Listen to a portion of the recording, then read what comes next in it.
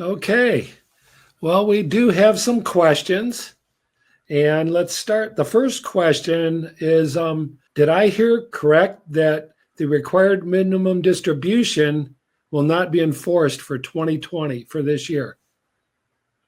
Well, to answer that one, the answer to that is yes. And if you think about it, if you don't have to do a required minimum distribution and you were in a Roth conversion strategy already, in other words, our Roth conversion strategies tend to go over multiple years, you might want to look at taking the money that you were going to take out because you were going to be required to take the distribution.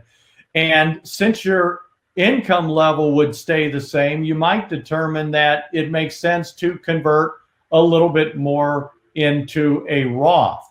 Because again, if you converted that amount that you were going to take for the minimum distribution, you're going to pay the taxes on it. But the good news is now it's in a Roth account. So as it grows forward, henceforth, you will have a tax-free growth and tax-free distribution on that money. So again, another tweak on the Roth conversions, but this is good opportunity to do it.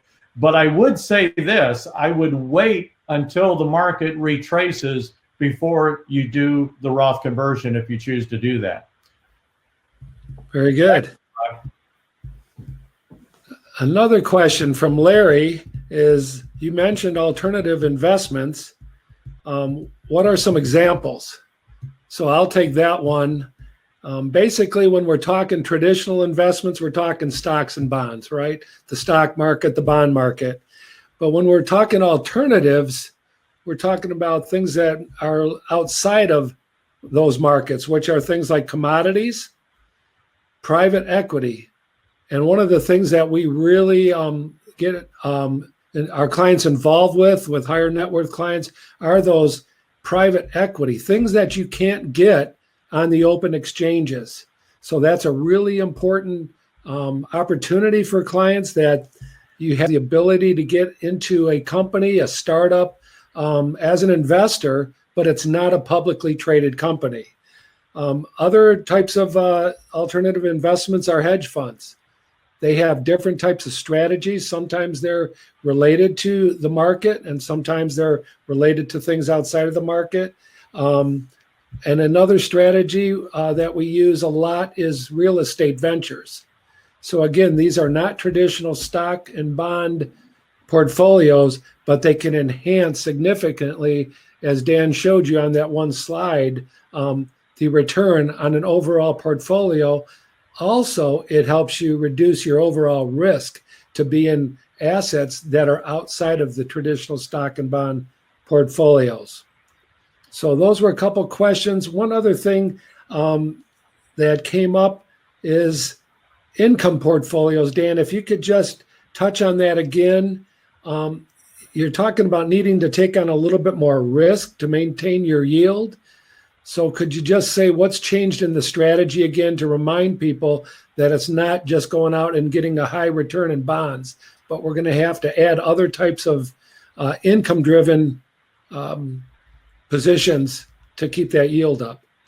Right. So with most of our clients don't have necessarily a bond income portfolio, although there are some that do. The traditional bond portfolios are going to give you around a 2% yield over time. And since we are in a secular bear market for bonds, we don't expect that to change anytime soon.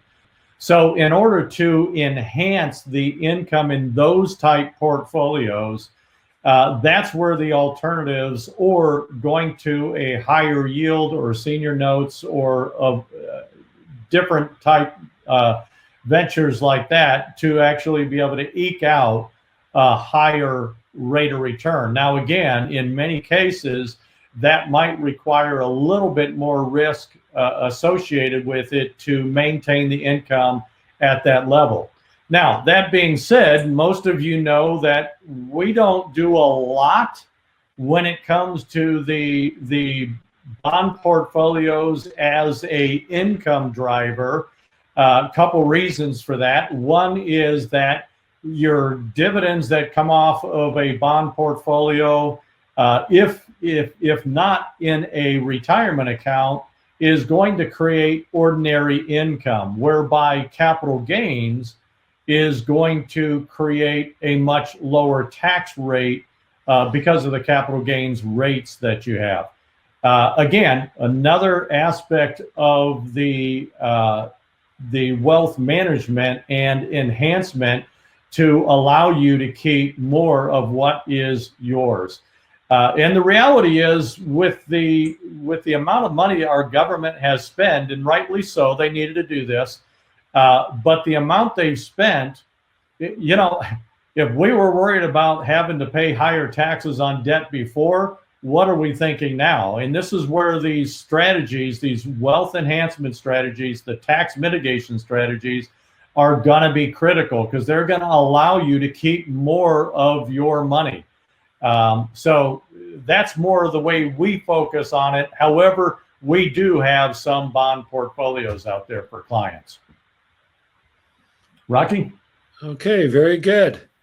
Well, that seems to have taken care of the questions.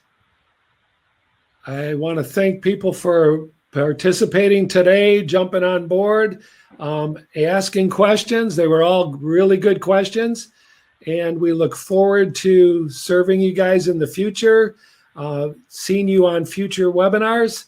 So there's no need for you to worry. You take care of your family, and we will take care of you. So we're ready for 2020 and beyond. And again, thanks for joining, and have a good day. Bye-bye. Goodbye.